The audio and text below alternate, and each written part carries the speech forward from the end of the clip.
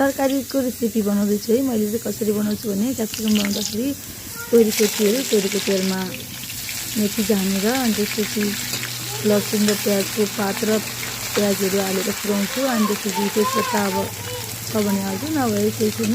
अनि आलु हाल्छु, आलु हालेर एकछिन भुट्छु। अनि एकैछिनपछि धेरै बेर एकछिन हल्का बनाइसकेपछि मैले अनि क्याप्सिकम हाल्छु। अनि क्याप्सिकम हालेर नि अनि एकछिन चलाउँछु। अनि त्यसपछि सुरुमै तरकारीमा हाल्ने भनेको त हामीले बेसार हो नि त, अनि बेसार हाल्छु। तर आज चाहिँ मेरो बेसारको काम त पसिबल नि, त्यही भएर मैले दुईकोले त्यसरी अब काम चलाएँ। अनि एकछिन चलाएर मबाट धेरै बास आइसक्यो, त्यही भएर अलिक चिल्लिया पनि छैन किनकि मलाई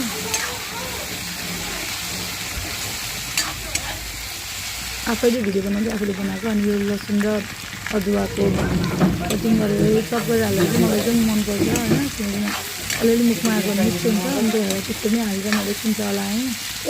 अनि टमाटर हालिदिएँ, टमाटर हालिदिएर नि फेरि हल्का गलाइसकेपछि बल्ल मैले मसलाहरू एड गर्छु। अनि मसला चाहिँ मैले चाहिँ जिरा धनियाँको मात्रै हाल्छु, अरू त्यस्तो खासै केही हाल्दिनँ। जिरा धनियाँको 1/2 स्पुन जस्तो हाल्छु होइन। अनि त्यसपछि एकछिन चलाउँछु, एकछिन चलाएर फेरि एकछिन धेरै बेर त ढाक्दिनँ, 1-2 मिनट त्यस्तो ढाक्छु। अनि ढाकेर फेरि एकछिनपछि निकालेर चलाउँछु।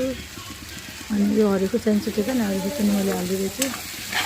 म चाहिँ सुकेको खुर्सानी अलिक पिरो हुन्छ भनेर यो हरियो चाहिँ छिट्टो हुन्छ नि त, एकछिन ढाकेर अनि त्यसपछि निकालेर अनि हेर्दा फेरि अनि आलु पाकिसकेपछि अन्त फेरि चलाउँदै त्यो चेक गरेर अनि बल्ल नुन एड गर्छु मैले।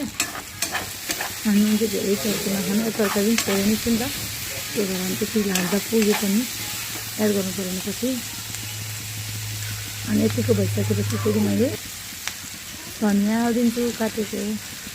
अनि धनियाँ कट गरेर हालिसकेपछि मैले एकैचोटि हजुरहरूलाई कचौरामा निकालेर देखाएँ। Thank you for watching.